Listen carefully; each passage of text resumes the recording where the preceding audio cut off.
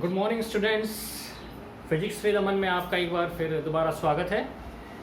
हम लोग फिजिक्स में जो है 10th क्लास का लाइट चैप्टर पढ़ रहे हैं और मैंने आपको इसमें लाइट की जो प्रॉपर्टीज़ हैं, लाइट क्या होती है और जो भी इसकी प्रॉपर्टीज़ हैं, इसका नेचर कैसा है, वो मैंने आपको सारा इसके बारे में लास्ट जो वॉइस मैसेज था मैंने उसमें आपको इसको समझाया था। आज हम जो चल रहे हैं, हम नेक्स्ट इसमें जो सबसे मेन चीज़ है that is a reflection of light, यानी कि प्रकाश का परावर्तन। अब हमें सबसे पहले ये चीज़ समझनी है कि प्रकाश का परावर्तन आखिर होता क्या है। देखिए, जब भी लाइट किसी सरफेस पे पड़ती है या किसी ऑब्जेक्ट पर पड़ती है तो वो वहाँ से बाउंस बैक हो जाती है। यानी अगर किसी सरफेस पे लाइट पड़ रही है तो most of its part reflect back. मैं ये नहीं कह रहा कि सारा पार्ट हो जाता है उसका रिफ्लेक्ट, कुछ पार्ट उसका जो है रिफ्लेक्ट हो जाता है। और हमारा जो सरफेस है, जिस सरफेस पे होता है, वो भी हमारे दो टाइप के सरफेस होते हैं।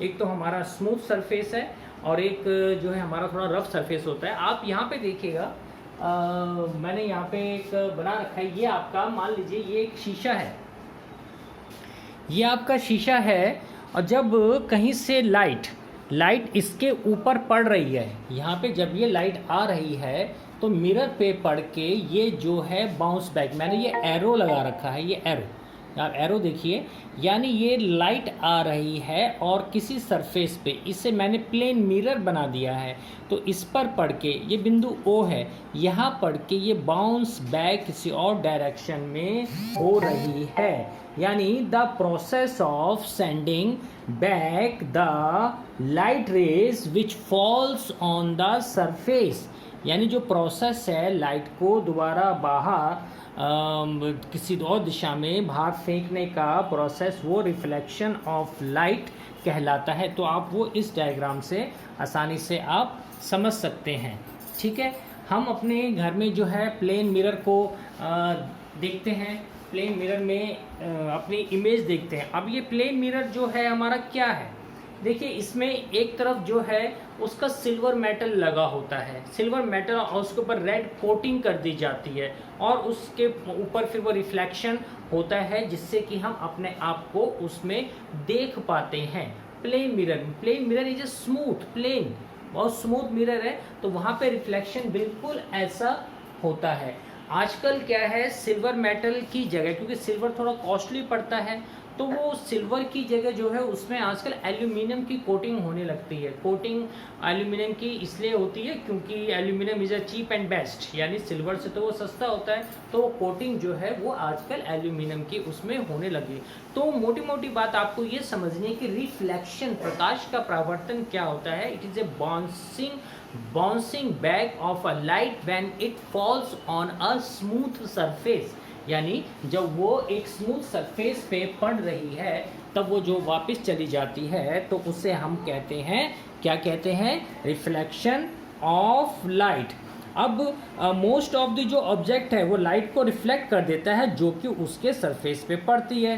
ठीक है, कुछ ऑब्जेक्ट्स ऐसे हैं जो ज़्यादा लाइट को रिफ्लेक्ट करते हैं, लेकिन कुछ ऑब्जेक्ट जो हैं वो कम लाइट रिफ्लेक्ट करते हैं। जो पॉलिश्ड हैं, इसकी तरह जो पॉलिश्ड हैं वो जो है ज़्यादा रिफ्लेक्ट करते हैं। और जैसे हमारे ये चेयर वगैरह है, हम जो है अपनी जो हमारी चेयर है, हम उसको, चेयर को हम, या कोई और चीज़ है आपके कमरे में कोई रखी है तो वो हमारी स्मूथ नहीं होती, उसका सरफेस रफ होता है, इसलिए हम उसे चारों कोनों से देख सकते हैं, हर तरफ से देख सकते हैं।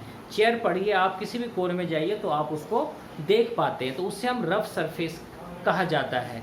ठीक है, अच्छा, अब ये जो हम प्लेन मिरर, इसमें मैं आपको बता रहा हूँ, देखिए कोटिंग मैंने दिखा रखी है यहाँ पे, आप इसमें देखिए, ये यहाँ पे, क्योंकि अगर दोनों तरफ प्लेन होगा, अगर दोनों तरफ प्लेन होगा तो बेटा वहाँ पे तो किसी भी हालत में आप अपनी तस्वीर, अपनी फ़ोटो, अपनी इमेज, उसमें, अब ये इमेज क्या है इसको मैं आगे बताऊँगा, आप नहीं देख पाएंगे। तो इस तरफ ये सिल्वर या एल्यूमिनियम की कोटिंग होती है।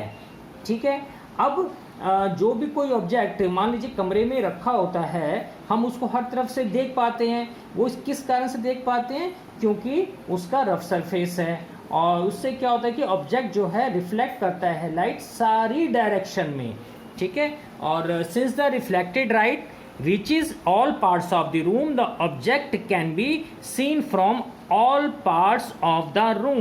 क्योंकि हर तरफ उसका रिफ्लेक्शन पड़ रहा है तो हम उसको कमरे में हर तरफ से देख पाते हैं, ठीक है। अब सिल्वर मैंने बता ही दिया क्योंकि ये ज़्यादा कॉस्टली है तो उसकी जगह जो है हमें एल्यूमिनियम का हम इस्तेमाल करते हैं। और हमारे जो रोज़ की लाइफ है हम उसमें प्लेन मिरर को हम यूज़ करते हैं, ठीक है। लेकिन साइंस लेबोरेटरी में जो हमारा मिरर होता है वो एक, आप देखेंगे मैं आपको एक स्ट्रिप होती है ग्लास की, रेक्टेंगुलर स्ट्रिप होती है, वो उस टाइप का प्लेन मिरर होता है जो कि हमारा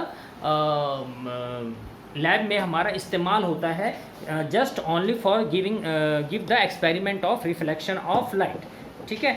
अब रिफ्लेक्शन ऑफ लाइट में अब सबसे पहले अब आपको मैं यहाँ पे ये चीज़ समझा रहा हूँ। देखिए मैंने ये यहाँ पे इसको बना रखा है डायग्राम कैसे। इसको समझने से पहले आपको दो तीन चीज़ें आपको इसमें समझनी है। वो क्या है? आपको समझना है एंगल, सबसे पहले समझना है इंसिडेंट रे। मैं लिख रहा हूँ इंसिडेंट रे, ठीक। दूसरा आपको समझना है रिफ्लेक्टेड रे। तीसरा आपको समझना है नॉर्मल। चौथा इंसिडेंस एंगल। पांचवा reflected angle, reflection, angle of reflection, angle of reflection. ये तीन चीज देखिए। इंसिडेंट रे जिसे हम जो है क्योंकि ये लेसन का नाम है प्रकाश का परावर्तन, तो परावर्तित किरण। अब ये है परावर्तित किरण, ये है अपवर्तित किरण। अब देखिए इंसिडेंट रे, रिफ्लेक्टेड रे, normal, incidence angle, angle of reflection.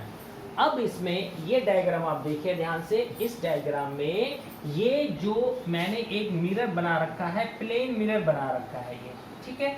अब ये जो प्लेन मिरर बना रखा है, यहाँ से एक किसी सोर्स ऑफ लाइट से लाइट आ रही है जिसे हम बोलते हैं इंसिडेंट रे।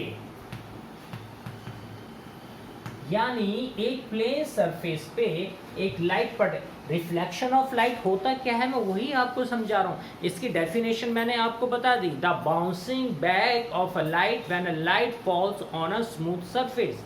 यानी जब किसी स्मूथ सरफेस पे जब लाइट पड़ती है और वो किसी डायरेक्शन में बाउंस बैक हो जाती है, दोबारा चली जाती है। वैसे आप समझिए जैसे आप टेनिस की बॉल है, आपने उसको दीवार पे मारा, दीवार पे मारने से वो बाउंस बैक दीवार उसको दोबारा वापस रिफ्लेक्ट कर देती, यानी दोबारा फेंक देती है। इसी तरह लाइट रिफ्लेक्ट करती है, तो वही चीज़ बाउंसिंग बैक है। तो ये इंसिडेंट रे पड़ रहा है, इसको यदि मैं ओ बोल दूँ, ये एम और ये एम डैश हमारा मिरर है, ठीक है। ये इंसिडेंट रे है ये, और ये जो है इंसिडेंस का बिंदु है। यानी इस प्लेन मिरर पे इंसिडेंस का बिंदु है जिसे मैंने O मान लिया। अब इस O पे जब ये लाइट पड़ रही है तो ये रिफ्लेक्टेड होकर इस दिशा में चलेगी। ये मैंने एरो बना लिया, रिफ्लेक्टेड होकर इसके यहाँ चलेगी, तो इसे हम बोलेंगे रिफ्लेक्टेड रे। रिफ्लेक्टेड रे यानी ये जो टर्म्स मैंने लिखी हैं इसको आप नोट भी कर लेंगे, और ये हमारे डायग्राम के साथ आपको इसमें समझनी है। ये इंसिडेंट रे हो गई, ये हमारी रिफ्लेक्टेड रे हो गई, और इस एंगल ऑफ इंसिडेंस पे ये जो बीच में किरण जा रही है इसे हम बोलते हैं नॉर्मल टू इंसिडेंस। इसे नॉर्मल रे नहीं कहेंगे, नॉर्मल टू इंसिडेंस कहा जाएगा। और ये जो इसको चलो ON हो गया, इसके बीच में यानी ON, और इसको यदि हम कुछ भी मान लें, इसको हम A मान लें, और इसके बीच में कोई भी एंगल बन रहा है तो उसे एंगल I कहा जाएगा, और इन दोनों के नॉर्मल और इस रिफ्लेक्टेड रे के बीच में जो बन रहा है उसे एंगल R कहा जाएगा। तो आप इस डायग्राम को आप ध्यान से देखिए। पहले मैं इसमें क्या क्या चीज़ बता रहा हूँ। ये आपका एक प्लेन मिरर है। इस प्लेन मिरर में मैंने आपको इंसिडेंट रे बताई, मैंने आपको रिफ्लेक्टेड रे बताई। ये सोर्स ऑफ लाइट से कहीं से भी एक हमारी आ रही है। अब इसको पहले आप बना लीजिए, फिर हम इसको आगे हम डिस्कस भी आपके साथ कर रहे हैं, तो कोई दिक्कत की बात नहीं आएगी आपकी। तो इन दोनों के बीच में जो एंगल बन रहा है वो एंगल I है, और इन दोनों के बीच में जो बन रहा है नॉर्मल और इस रेखा के बीच में वो एंगल R होता है। तो ये डेफिनेशन, अकॉर्डिंग टू डेफिनेशन, जब कहीं से लाइट आती है और वो बाउंस बैक हो जाती है, वही हमारा रिफ्लेक्शन ऑफ लाइट कहलाता है। क्या कहलाता है? रिफ्लेक्शन ऑफ लाइट कहलाता है। ठीक है, अब इसमें पहले आप इसको नोट करें, फिर मैं आगे चलता हूं।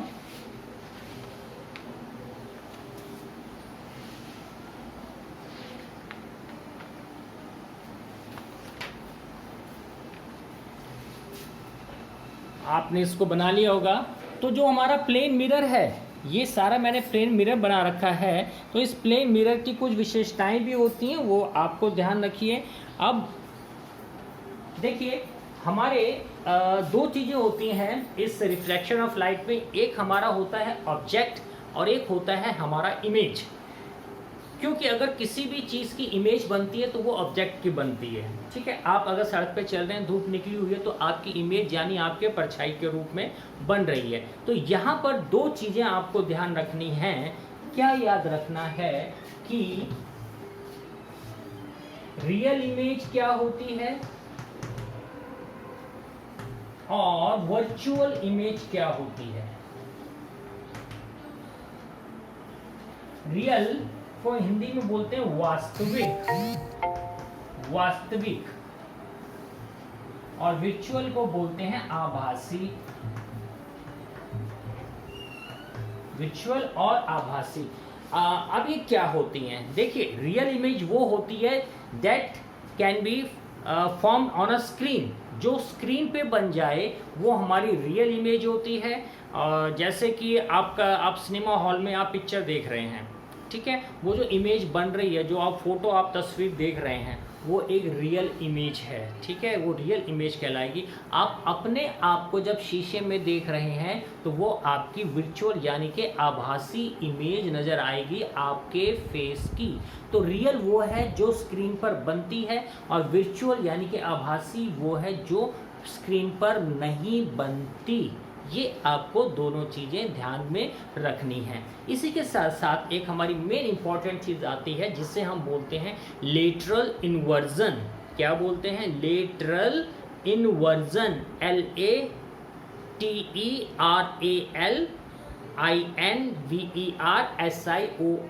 Lateral inversion. अब लेटरल इन्वर्जन क्या होता है? आपने देखा होगा, आप जब शीशे के सामने कभी आप खड़े होते हैं, तो जब आप शीशे के सामने खड़े होते हैं तो अगर आप अपना बायां हाथ उठाएं तो आपको लगेगा शीशे में दायां हाथ, लगेगा नहीं लगेगा?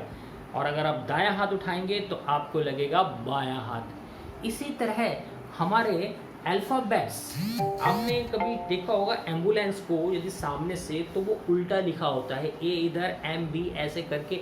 वो किस लिए लगा होता है? ताकि जब आप गाड़ी में आगे जा रहे हैं, आप शीशे में आप उसे मिरर में यदि आप उसे देखेंगे तो वो आपको सीधा नज़र आएगा। ठीक है, तो ये प्लेन मिरर में, एक तो प्लेन मिरर की मैं अभी आपको विशेषताएं बताऊंगा, इसमें कैसी इमेज बनती है, क्या बनती है। तो पहले रियल और वर्चुअल के बारे में जो है आपको पहले अच्छी तरीके से पता होना चाहिए। रियल इमेज हमारी वो है जो स्क्रीन पर बनती है, और वर्चुअल इमेज हमारी वो है जो स्क्रीन पे नहीं बनती। इसका उदाहरण मैंने आपको बता दिया। रियल इमेज जो आप स्क्रीन पे मूवी देख रहे हैं वो रियल इमेज है, और अपने आप को आप जब शीशे में देख रहे हैं तो वो आपकी वर्चुअल इमेज होती है। ठीक है, क्या होती है? Virtual image. तो ये आप समझ गए होंगे बेटा कि इंसिडेंट रे, रिफ्लेक्टेड रे हमारी क्या होती है। तो ये हमारा रिफ्लेक्शन, तो व्हाट इज रिफ्लेक्शन? अब क्या है कि इसमें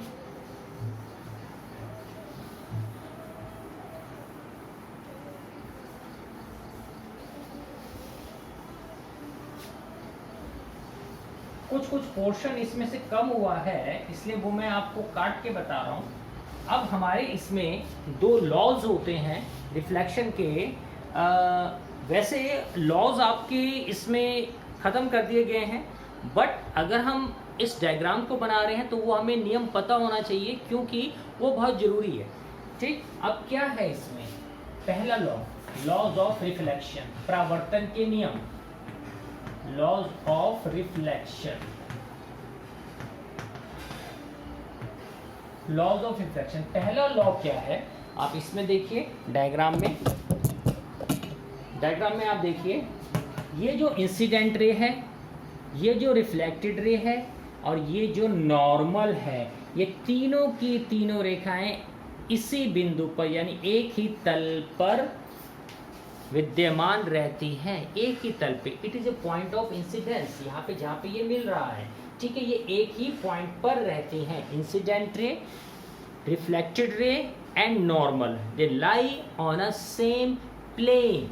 जो दूसरा नियम होता है वो होता है कि angle i equals to angle r, angle i equals to angle r. यानी अगर ये मेरा 40 डिग्री का है तो ये भी 40 डिग्री का ही होगा। तो क्वेश्चन में ऐसा आ सकता है कि if the angle of incidence is 40 degree, then what will be the angle of reflection. If you know the law, the two laws, that angle of incidence is equal to angle of reflection, then you will say the angle of reflection is also of 40 degree according to law। ठीक है, तो ये आपके दो laws होते हैं इसके लिए। अब हमारे दो टाइप के रिफ्लेक्शन होता है, एक होता है रेगुलर रिफ्लेक्शन और एक होता है डिफ्यूज्ड रिफ्लेक्शन। रेगुलर रिफ्लेक्शन और डिफ्यूज रिफ्लेक्शन, इसमें क्या अंतर है रेगुलर में और डिफ्यूज्ड में? दोनों के सरफेस के कारण इसको रेगुलर या डिफ्यूज्ड कहा जाता है। अब देखिए, ये अगर आपका प्लेन सरफेस है, ठीक है, ये मैंने मिरर बना दिया,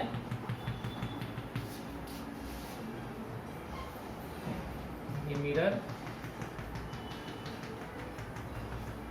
अब यहाँ पे रेज आ रही हैं, ये ऐसे चली गई, दूसरी रे आ रही है, ये ऐसे चली गई, तीसरी रे आ रही है, ये ऐसे चली गई, चौथी रे आ रही है, ये ऐसे चली गई। हम एरो से इसको शो कर देते हैं, देखिए, ठीक। अब इसमें अब ये जो है रफ सरफेस है, ये जो है प्लेन नहीं है। अब यहाँ पे रे आ रही है, यहाँ पे रे आ रही है, यहाँ पे रे आ रही है। ये अब जरूरी नहीं पड़ने, वैसे ये ऐसे भी जा सकती है, ये ऐसे भी जा सकती है, ये ऐसे भी जा सकती है।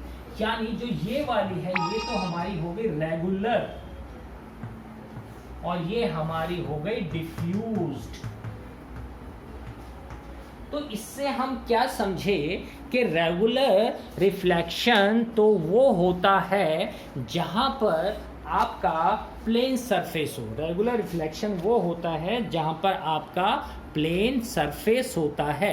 ये देखिए कि यानी बाउंस बैक सेम डायरेक्शन में सारी की सारी जा रही हैं। और जो हमारा डिफ्यूज होता है वो हमारा इस टाइप का होता है। डिफ्यूज में चारों दिशाओं में, जैसे मैंने आपको चेयर का, टेबल का एग्जाम्पल बताया।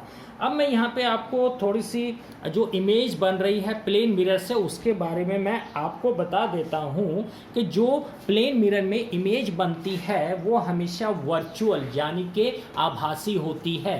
जो आप अपनी इमेज देखते हैं वो हमेशा आभासी होती है, ठीक है। और दूसरी चीज़, जो भी आपकी प्लेन मिरर में इमेज बनेगी वो हमेशा इरेक्ट बनती है यानी कि सीधी बनती है। और जितना दूर आप शीशे के, आप अगर ये शीशा है, जितना आप यहाँ पे खड़े हैं, आगे यहाँ पे देख लीजिए, जितना आप यहाँ पर खड़े हैं, जितनी दूरी यहाँ से यहाँ तक की होगी उतनी ही दूरी आपके पीछे इमेज की दिखाई देगी। और इमेज इरेक्ट, आपकी सीधी बनती है।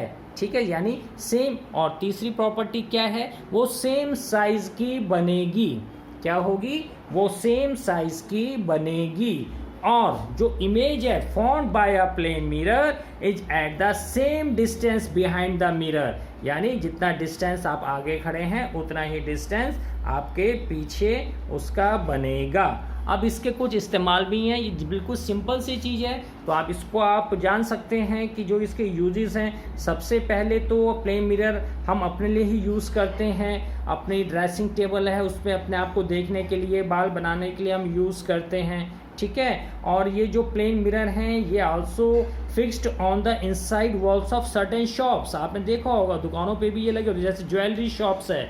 ठीक है, अच्छा, ताकि वो चीज़ें बड़ी दिखें, इस टाइप के मिरर उसमें लगाए जाते हैं। ठीक, और प्लेन मिरर जो हैं ये हमारे पेरिस्कोप बनाने के भी काम में आते हैं।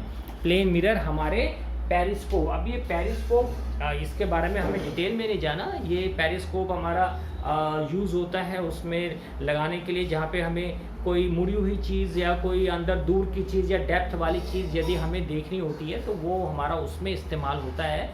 तो हम इस लाइट के चैप्टर में आपको पढ़ा रहे हैं रिफ्लेक्शन ऑफ लाइट। पहले हमने आपको लाइट के बारे में समझा दिया कि लाइट क्या होती है। ठीक है, लाइट की विशेषता बता दी, उसका नेचर बता दिया।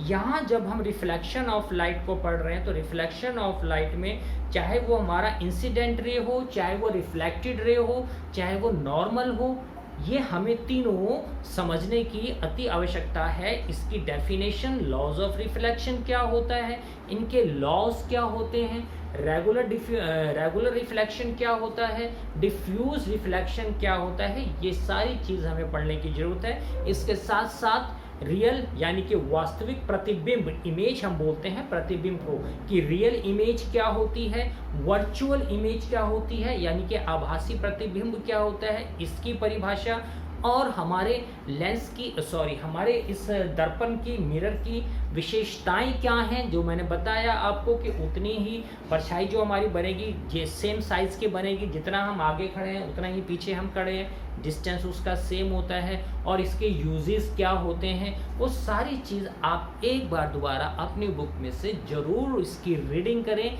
रिफ्लेक्शन ऑफ लाइट को समझने के लिए। फिर मैं आपको इसमें आगे बताऊंगा प्लेन मिरर के बाद जो हमारे कॉन्वेक्स या जो हमारे कॉन्केव यानी कि अवतल और उत्तल जो हमारे दर्पण हैं उनमें हमारी इमेज कैसे बनती है, यानी कि जो स्फेरिकल मिरर्स हैं, स्फेरिकल्स जिसे हम गोलीय दर्पण कहते हैं, और वो हमारे काफ़ी इंपॉर्टेंट है। मैं पहले की भी वीडियोस में आपको इसके बारे में मैंने आपको समझाया है, इमेज फॉर्मेशन बताया है, तो वो आपको दोबारा एक बार मैं फिर से बताऊंगा। आज के लिए बेटा इतना ही। All the best and good day.